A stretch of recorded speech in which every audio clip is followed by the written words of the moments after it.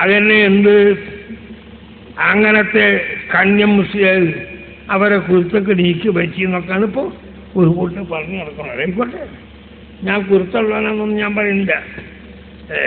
ഈക്കൻ്റെ കുരുത്തൊക്കെ വെച്ച് അങ്ങനെ പല കുരുത്തൊക്കെ ഇരിക്കും. അതുകൊണ്ട് അള്ളാഹുവിൻ്റെ കുറച്ചും കൂടി ആസ്തി നിർത്തിയിട്ട് ഒരു കുരുത്തൊക്കെ ഇരിക്കുക വെച്ചില്ല. ഞാൻ അവരോടും പറയും, കന്യമ്മയിലാരോടും പറയും, ഈക്കനോടും പറയും, അവർക്കൊക്കെ എന്നോട് സ്നേഹമാണ്.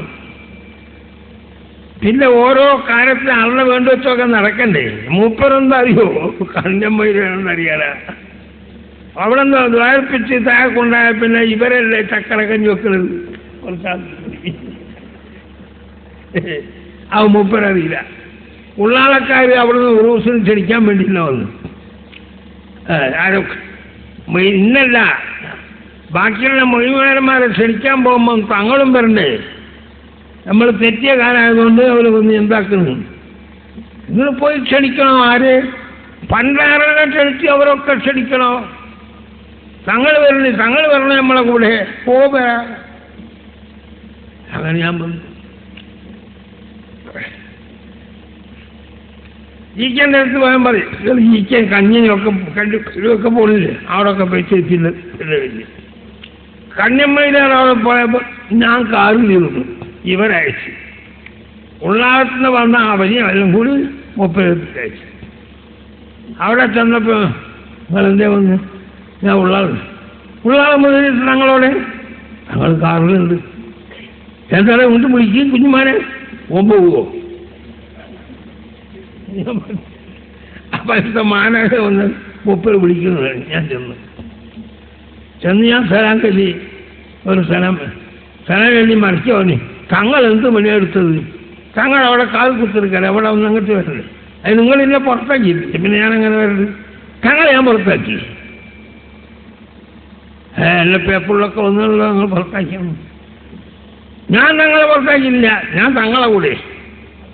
ഇതൊരു ഉള്ളാളക്കാർ കേട്ടോ ഇനി ഇതിൻ്റെ ഉള്ളിൽ കള്ളപ്പേതായതുകൊണ്ട് എന്നൊരു കുഴപ്പമില്ല. അല്ല അന്നല്ല വീടിൻ്റെ പുറത്തൊക്കെ എന്തെല്ലാം ഇവർ ചെയ്തു കൂട്ടിയത്. ഇനി ആർക്കാടാ കഴിയ? സുന്നത്ത് ജമാഅത്തിന്റെ അടിസ്ഥാനം മതിയായ നിലത്തിലല്ലേ. വരക്കൽ മുല്ലക്കോയത്തങ്ങൾ 115 വയസ്സ് ജീവിച്ചതാണ്. അങ്ങനത്തെ മഹാനവരുടെ കാലത്താണ് സമത്വം ഉണ്ടാക്കി. അന്നത്തെ എല്ലാ അയിമകളും നമ്മളൊന്നും ജനിച്ചിട്ടും കൂടിയില്ല. ആ സ്ഥാപനത്തിൻ്റെ സംഗതികളൊക്കെ മാറ്റിമറിച്ച് പുതിയ രൂപത്തിലേക്ക് പോകാൻ പുറപ്പെട്ടപ്പോൾ പിന്നെ അവിടെ ഒത്തുകൊടുക്കാൻ കഴിയോ?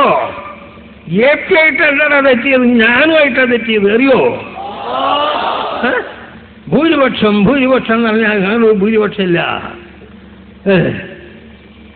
പക്ഷേ എനിക്ക് ഓടാനും പാടാനും കഴിയില്ല. ഇങ്ങനെ AP അങ്ങാക്കി. എന്നെ സംബന്ധിച്ച് എത്ര എന്തെല്ലാം പറഞ്ഞു നോക്കി. ഉള്ളാളത്തേക്ക് എത്ര കമ്പി കത്ത്. സുബ്ഹാനല്ലാഹ്. എന്ത് ഈ ചില കാപ്പറാക്കി ഉസ്താദ കാപ്പറാന്ന് ഞാൻ പറഞ്ഞിരുന്നല്ല. കുഴപ്പം ഇല്ലേ? നിങ്ങളൊന്നും കേട്ടില്ലേ? എന്നിട്ടോ ഉള്ള ആൾക്കാരെന്തേ നമുക്ക് ചെയ്യാൻ കഴിയുമോ? ഒന്നും കുഞ്ഞില്ല.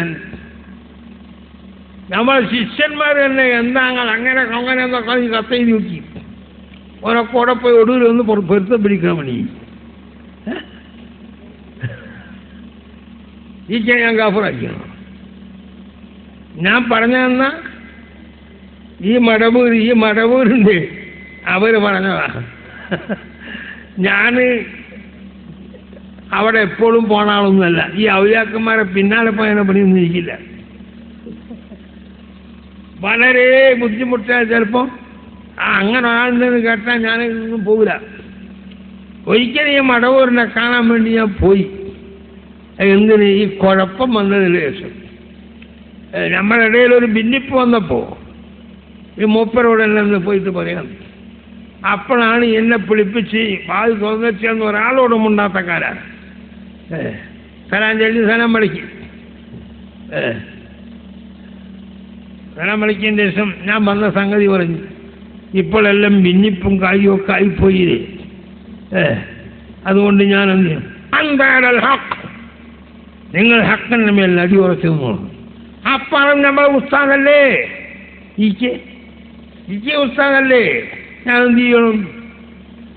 അന്തരൽ ഹക്ക്, നീ ഹക്കിൻ്റെ മേൽ അടിയുറച്ചു നിന്നോളണം. വീണ്ടും ഞാൻ പറഞ്ഞപ്പോൾ കഫറ, മടവൂര് കഫറ എന്ന് പറഞ്ഞതാ, ഞാൻ പറഞ്ഞതല്ല. കഫറയ്ക്ക് പല അർത്ഥമുണ്ട്, അതെനിക്കും അറിയാം. അതുകൊണ്ട് അതങ്ങട്ട് പരത്തിയിട്ട് ഉള്ളാളത്തെ ഞാൻ ഒഴുകിപ്പോകുമെന്ന് വിചാരിച്ചല്ലാരും. പ്രസിഡന്റ് ഒക്കെ വല്ല കത്തും കൊത്തൊക്കെ വന്നു. പറഞ്ഞവനൊക്കെ എവിടെ പോയി? എവിടെ? ഒരു നാട്ടിക മൂസ എന്ന് പറഞ്ഞു വരുത്താൻ വല്ലാതെ മംഗലാപുരത്ത് വന്ന് പറഞ്ഞു. ഓന് മരിച്ചു നോക്കുമ്പോൾ ഓൻ്റെ വലിയ ശിഷ്യനുണ്ടായി പോയി വന്നതിന് ശേഷം അവൻ്റെ നാവില്ല. കാരണം ഇവൻ്റെ നാവേ ഇല്ല. മരിക്കുമ്പോൾ അവൻ്റെ നാവ് ചുരുണ്ടുപോയിരിക്കുന്നു.